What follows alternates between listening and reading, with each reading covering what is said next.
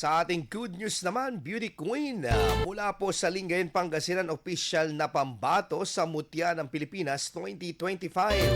Ikwento mo ang good news na yan, Idol Tita Ronnie.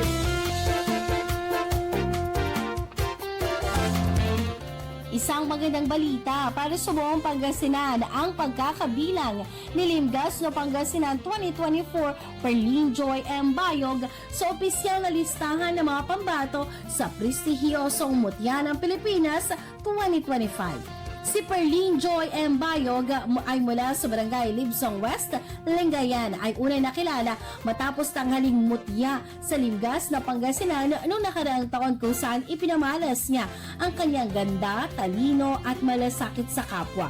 Bukod sa corona, hinirang din siyang Miss Friendship, isang patunay ng kanyang kababaang loob at likas na karisma. Sa kanyang pagsabak sa pambansang kompetisyon, layunin niyang ipagmalaki ang kulturang Pangasinan at isulong ang mga advokasiyang pangkalikasan.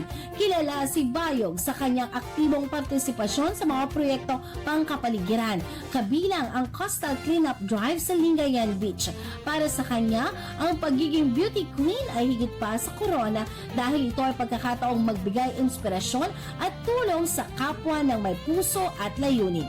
Sa kanyang paglahok sa Mutya ng Pilipinas 2025, dala ni Perlin Joy Bayog ang dangal ng Pangasinan at ang mensahe na makikita sa pusong handang maglingkod, ang tunay na kagandahan. Yan ang ating good news for today. Ako si Idol Tita Ronnie Tatak, IFM. IFM News. IFM News. IFM News.